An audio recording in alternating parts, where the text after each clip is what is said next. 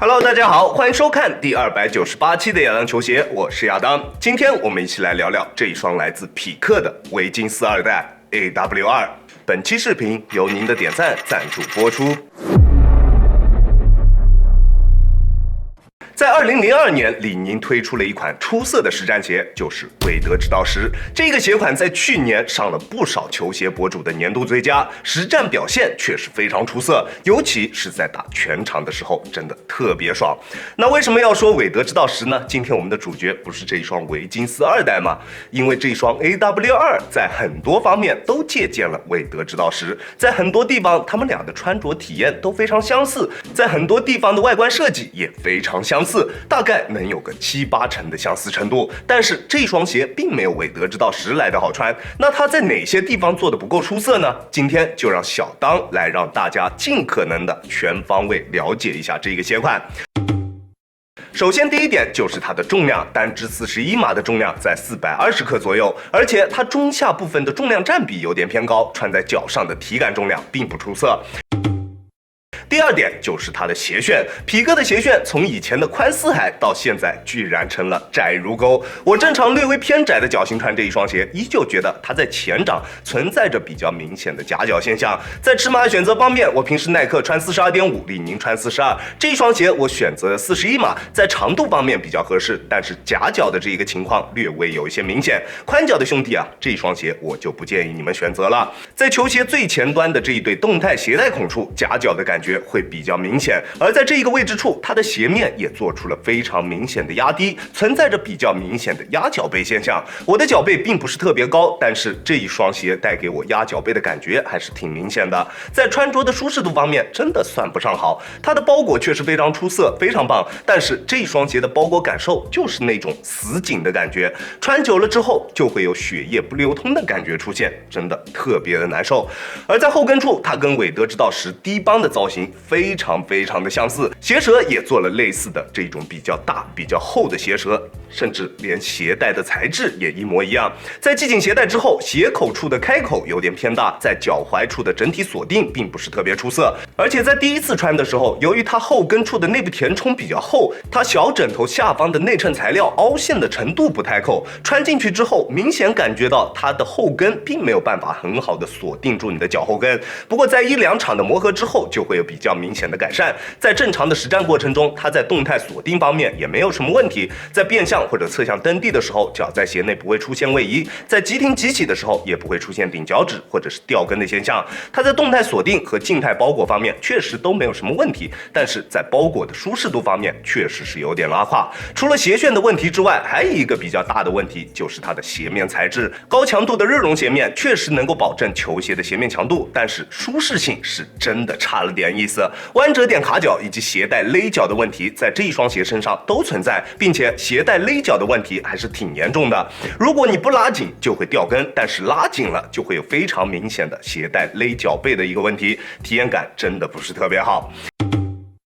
第三点就是这一双鞋的中底，这次这一双 AW2 的中底啊，确实很有意思，使用了2层不同的缓震材料，并且在2层缓震材料中间加入了一块铲形的碳板，整体的中底重心控制的比较适中，并没有韦德之道10来的那么的贴地。不过它跟韦德之道10一样，穿在脚上都会有一点点前高后低的感觉，但是超大面积的铲形碳板以及它在足弓处并没有像韦德之道10一样有着那么夸张的一个抬起，让它在中底的过渡方面比韦德之道10要好了不少，对于运动习惯的适配也比韦德之道10要广一些。不管是全掌跑动还是前掌跑动的球员，选择这一双鞋都没有太大的问题，跑动的感受都比较不错，而且它的缓震也比韦德之道10要更为出色。我180斤的体重，在单纯用脚后跟着地的时候，也不会感觉到有明显的震脚感，缓震确实非常棒。除了在场地感方面的表现确实比韦德之道10稍差一点之外，在其他方面它都要表现的略好一些。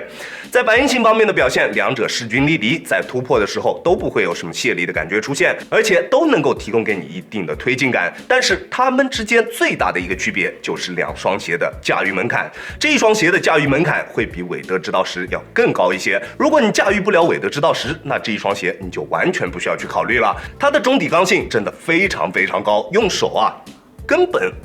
掰不弯它，强度高到离谱。我在体力充沛的时候穿这一双鞋，它确实能够提供给我非常出色的跑动感受，并且还能提供给我比较强烈的那种推进感。但是当比赛来到下半场，它给我带来的负面影响是远远大于正面的，足部的不适感会盖过所有它给我带来的正面提升。我只能感觉到双脚好像越来越累，越来越麻，到最后甚至连基本的跑动都成了问题。确实，它可能做到了球员版的强度需求，但是对于我们广大的普通消费者来说，这样的强度是不是真的高了一些呢？屏幕前所有正在观看这一期视频的兄弟们，如果你想要购买这一双鞋，我强烈建议你仔细的考虑一下，考虑清楚它的中底刚性真的太高了。如果你就是普通的篮球爱好者，我真的不建议你去购买这一个鞋款，你大概率是没有办法去驾驭它的。而在抓地方面，它的表现依旧非常出色，比韦德之道10会更为优秀一些。即使在有灰尘的场地上面打球，也只需要时不时的用手去擦拭一下鞋底，脚底下就能拥有够用的抓地力。而且大底的橡胶在耐磨方面的表现也还算不错，在硬度计的测试下，读数在70左右，即使用来打外场，问题也并不大。但是由于它的纹路略微有一些偏细，如果你要用这一双鞋来打水泥地啊，那还是算了，好吧。